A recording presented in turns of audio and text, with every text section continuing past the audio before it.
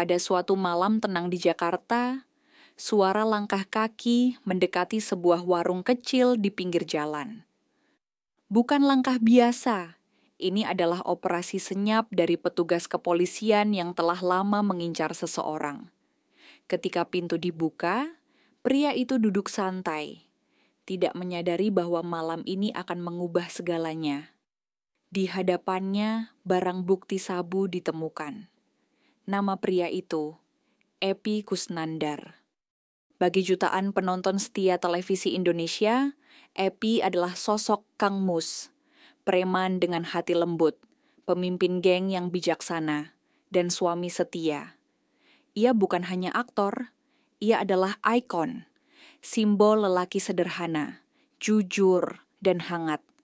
Tidak ada yang menyangka bahwa di balik wajah ramah dan senyum khas itu, tersembunyi sesuatu yang jauh lebih gelap.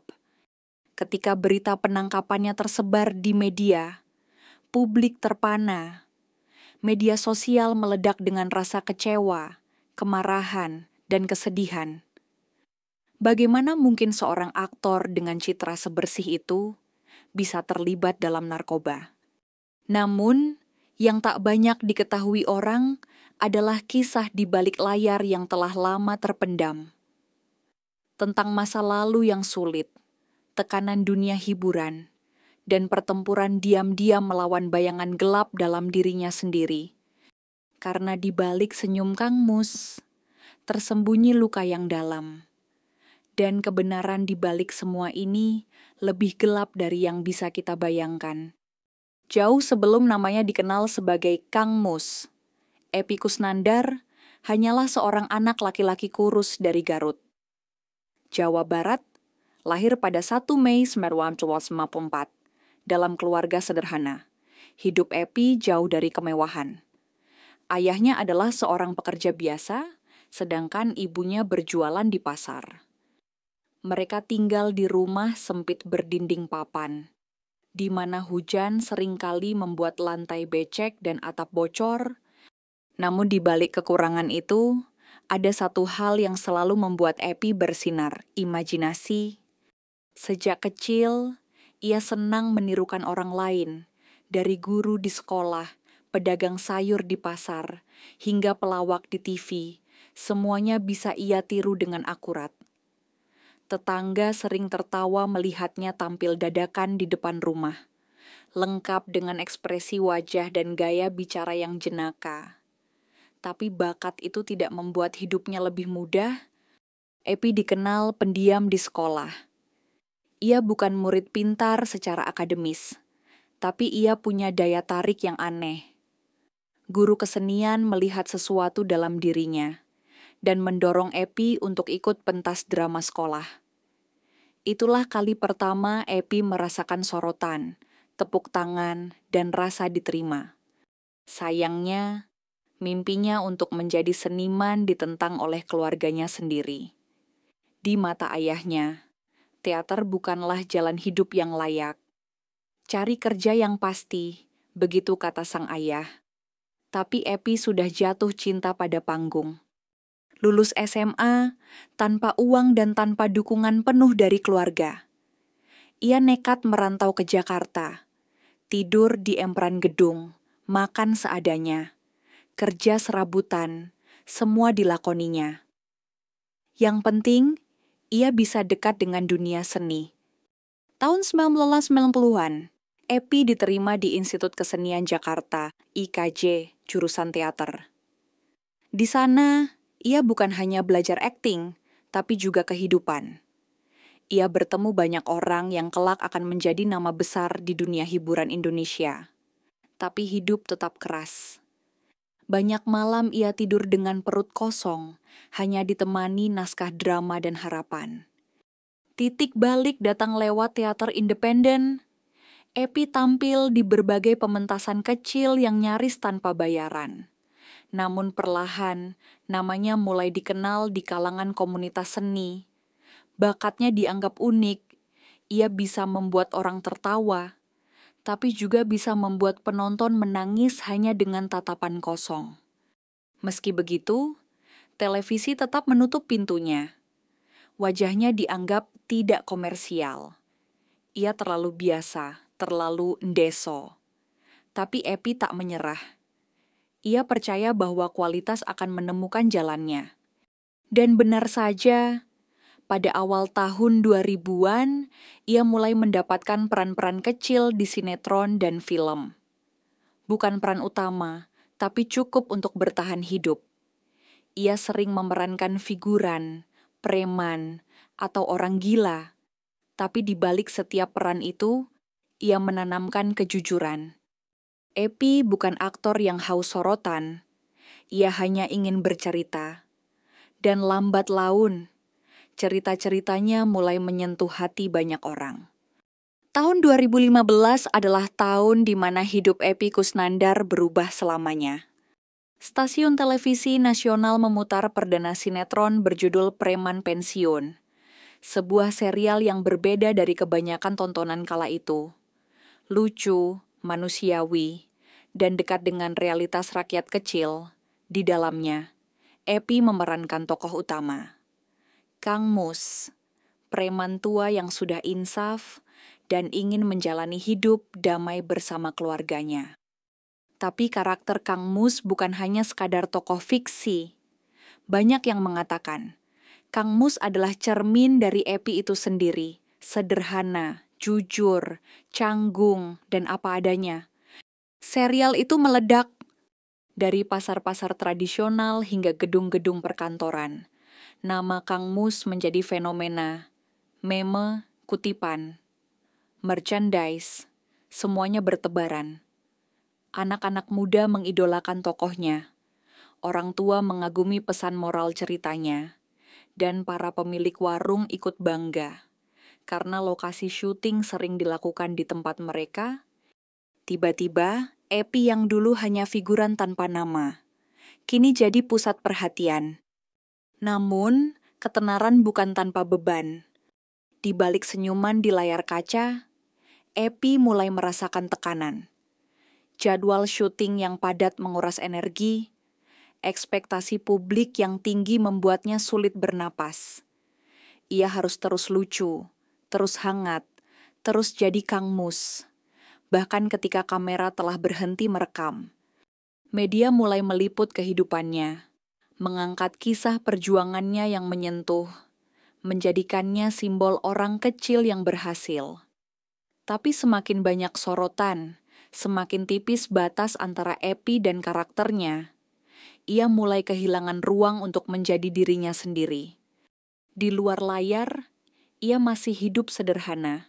Ia dan istrinya, Karina Ranau, tidak tinggal di rumah mewah. Mereka masih makan di warung, menyapa tetangga, dan naik motor tua ke lokasi syuting.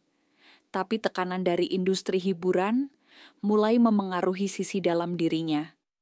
Ada rumor bahwa Epi sering merasa lelah secara emosional, bahwa ia mulai kesulitan membedakan mana yang nyata dan mana yang akting.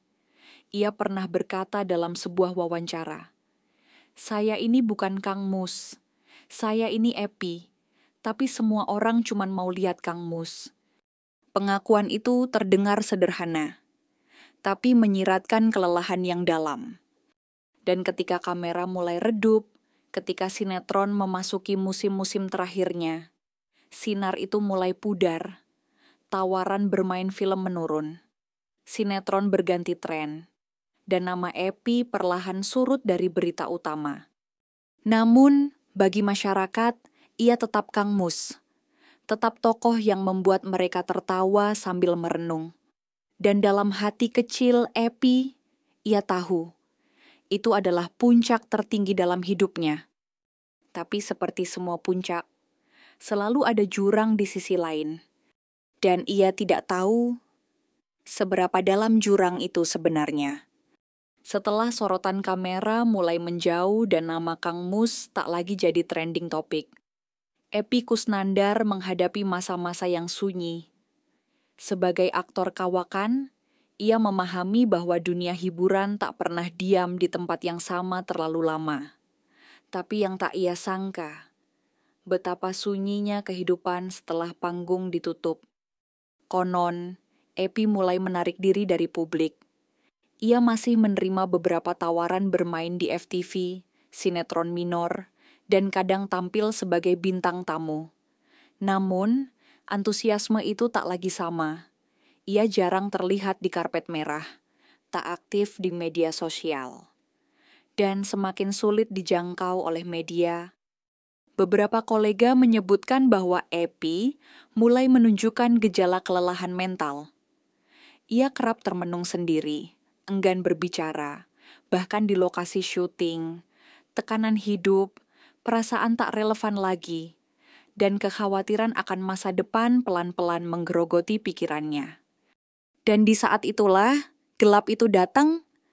Pada bulan Mei 2024, publik Indonesia dikejutkan oleh berita penangkapan Epi Kusnandar dan istrinya, Karina Ranau, oleh pihak kepolisian di Jakarta. Tempat penangkapan? Sebuah warung kecil di kawasan Johar Baru. Tempat yang sangat kontras dengan karier dan popularitas yang pernah ia raih. Dalam penggerebekan itu, aparat menemukan sabu yang disembunyikan dalam bungkus rokok. Tes urin menunjukkan hasil positif. Epi dan istrinya langsung diamankan untuk penyelidikan. Masyarakat terpana. Berita ini tersebar luas, muncul di setiap platform, televisi, media online, hingga jagat media sosial. Tagar Kang Mus trending, bukan lagi karena sinetron, melainkan karena keterlibatannya dalam kasus narkoba. Kekecewaan publik tak bisa dihindari. Sosok yang selama ini dianggap bersih, sederhana, dan teladan, ternyata menyimpan luka yang tak terlihat oleh kamera. Beberapa hari kemudian, dalam konferensi pers polisi menyatakan bahwa Epi telah mengonsumsi sabu selama beberapa bulan terakhir. Motif? Bukan untuk bersenang-senang, tapi untuk, katanya, meredakan stres dan kecemasan. Pengakuan itu, sejujurnya, memukul banyak orang, karena dalam diamnya, Epi ternyata telah lama berperang dengan dirinya sendiri. Bukan dalam panggung teater, bukan dalam sinetron, tapi dalam hidup nyata, yang tak mengenal naskah. Orang-orang dekatnya menyebut bahwa setelah popularitas meredup, kekosongan mulai tumbuh dalam hidup Epi. Ia merasa dilupakan, tidak lagi penting. Dunia yang dulu memujanya kini bergerak tanpa menoleh. Dan seperti banyak orang lain dalam industri ini, ia mencoba mencari pelarian. Sayangnya, pelarian itu justru membawanya lebih jauh dari cahaya. Yang membuat kasus ini semakin menyakitkan adalah bagaimana publik merespons. Sebagian marah, merasa dikhianati. Mereka tak bisa menerima bahwa Kang Mus, simbol moral dari preman pensiun, ternyata tidak lebih dari preman yang sebenarnya. Tapi sebagian lagi justru merasa iba. Mereka melihat ini sebagai bukti bahwa bahkan orang yang paling kita hormati pun bisa hancur dalam diam. Bahwa tekanan industri, kesepian, dan harapan publik bisa menjadi beban yang nyaris tak tertahankan. Media pun mulai mengungkit masa lalu Epi, dari perannya sebagai orang gila di film indie, hingga keterlibatannya dalam komunitas seni bawah tanah. Semuanya kini diberi warna gelap. Seolah-olah semua keberhasilan masa lalu tidak pernah ada. Dan Epi? Ia hanya tertunduk dalam diam saat dibawa ke mobil tahanan.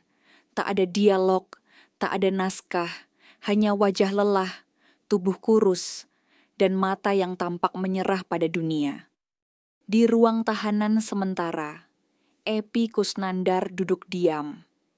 Ia tak mengenakan kostum Kang Mus, tak membawa naskah atau kamera, hanya mengenakan pakaian sederhana, dengan wajah yang jauh dari senyum hangat yang dulu dikenal jutaan pemirsa televisi.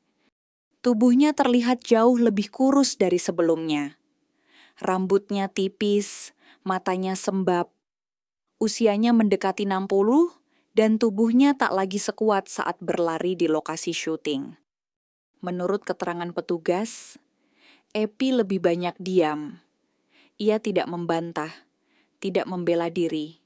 Bahkan saat ditanya soal barang bukti sabu yang ditemukan, ia hanya berkata lirih, "Saya khilaf."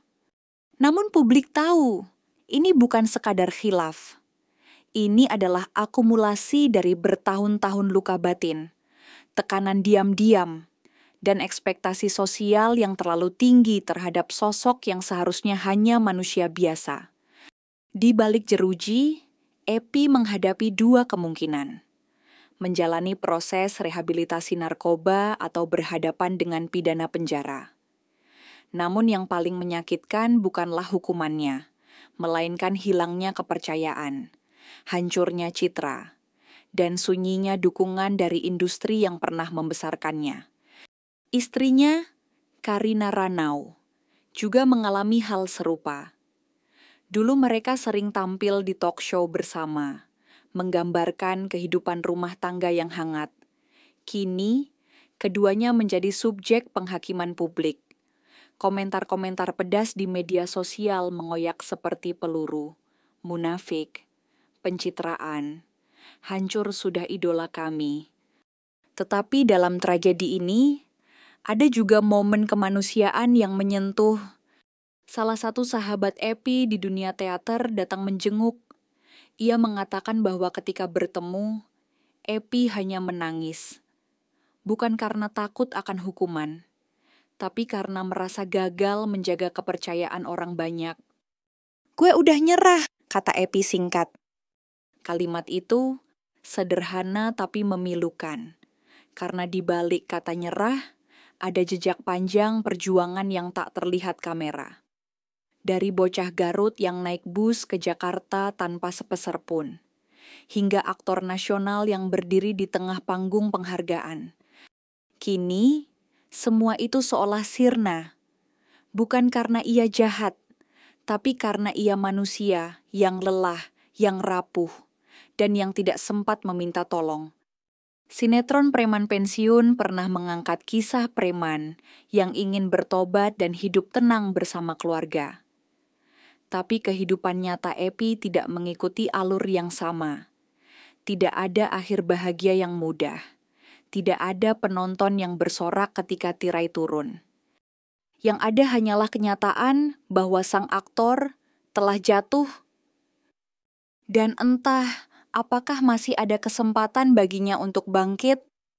Kini, nama Epi Kusnandar mungkin tak lagi tertera di papan iklan atau trending topik, tapi dalam ingatan banyak orang, sosoknya tetap hidup, bukan sebagai pengguna narkoba, bukan sebagai kriminal, melainkan sebagai Kang Mus, simbol kehangatan di tengah kerasnya dunia. Tragedi yang menimpanya adalah tamparan bagi industri hiburan, bahwa aktor bukan mesin hiburan, tapi manusia. Manusia yang bisa lelah, bisa jatuh, dan butuh didengar. Ia pernah membuat jutaan orang tertawa, memberi arti pada karakter fiksi yang kini melekat dalam budaya pop Indonesia. Tapi ironisnya, saat dirinya sendiri menangis dalam diam, nyaris tak ada yang benar-benar memperhatikan. Kisah Epi Kusnandar adalah pengingat bahwa ketenaran tidak kebal terhadap kehancuran, dan bahwa kita, penonton, media, industri, punya peran dalam membentuk dan menjatuhkan seseorang. Pertanyaannya adalah, apakah dunia sudah terlalu cepat menghakimi? Apakah kita memberi ruang untuk seseorang memperbaiki diri? Dan jika suatu hari Epi kembali ke layar kaca, masihkah kita memberi kesempatan? Karena mungkin warisan terbesar dari seorang aktor bukan hanya apa yang ia perankan, tapi apa yang ia ajarkan melalui jatuh bangunnya sendiri.